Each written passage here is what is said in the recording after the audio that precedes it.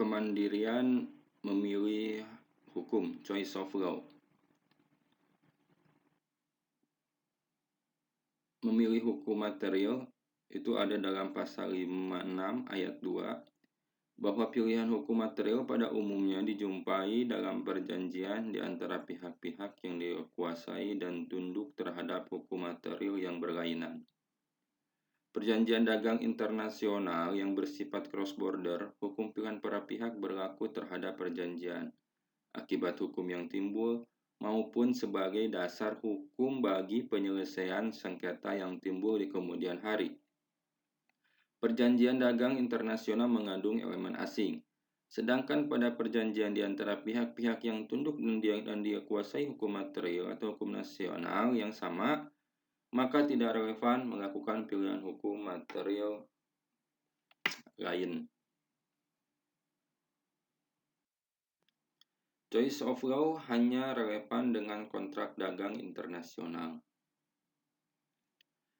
Sebagaimana pasal 56 ayat 2, junto pasal 31 ayat 1 dan pasal 34 ayat 2 Undang-Undang Nomor 30 Tahun 1999 mengatur tentang kemungkinan para pihak melakukan pilihan hukum, baik terhadap hukum material maupun hukum formil.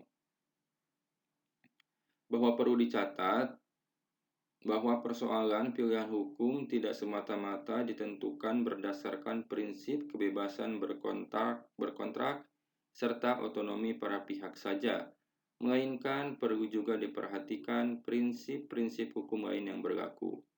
Antara lain, tidak boleh melanggar prinsip public policy dan sebagainya. Pilihan hukum acara termuat dalam pasal 31 junto pasal 34 ayat 2, bahwa dalam pasal 31 ayat 3 menyebutkan dalam hal para pihak telah memilih acara arbitrase sebagaimana dimaksud ayat 1, harus ada kesepakatan mengenai ketentuan jangka waktu dan tempat diselenggarakan arbitrase. Apabila jangka waktu dan tempat arbitrase tidak ditentukan, arbiter atau majelis arbitrase yang akan menentukan. Catatan dalam pasal 31 junto pasal 34 ayat 2 di atas adalah apabila para pihak bermaksud mengadakan pilihan hukum formil, maka hal itu harus diperjanjikan secara tegas, sepanjang hukum formil yang dipilih tidak bertentangan dengan Undang-Undang Nomor 30 Tahun 1999.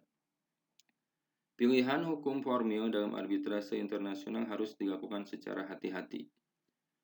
Oleh karena apabila hukum formil yang dipilih dalam suatu arbitrase internasional dinilai bertentangan dengan ketertiban umum in case dalam Undang-Undang Nomor 31 Tahun 1999, maka Ketua Pengadilan Negeri Jakarta Pusat berwenang menolak, memberikan pengakuan, dan melaksanakan putusan arbitrase internasional tersebut di wilayah Republik Indonesia. Vide pasal 65 junto 66 huruf C.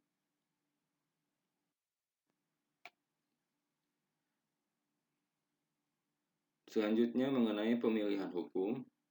Pilihan hukum dilakukan dengan cara pertama, pilihan hukum yang dilakukan secara tegas, 2, pilihan hukum yang dilakukan secara diam-diam, 3, pilihan hukum berdasarkan anggapan, 4, pilihan hukum secara hipotesis.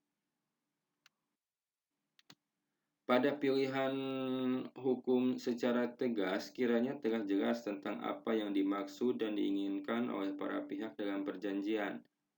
Para pihak telah dengan tegas memilih suatu hukum tertentu. Pada pilihan hukum yang dilakukan secara diam-diam, meskipun mengandung sedikit keraguan tentang apa sesungguhnya hukum pilihan para pihak, namun masih dimungkinkan untuk menyelidiki berbagai faktor objektif untuk dijadikan pedoman dalam menentukan hukum pilihan para pihak. Pilihan hukum secara anggapan dan secara hipotesis menimbulkan keraguan yang semakin tinggi.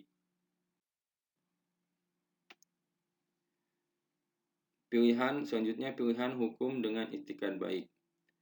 Pilihan hukum tidak dapat diarahkan pada hukum yang tidak kaitannya sama sekali dengan substansi perjanjian. Pilihan hukum juga tidak dapat dilakukan dengan maksud sebagai tindakan penyelundupan hukum.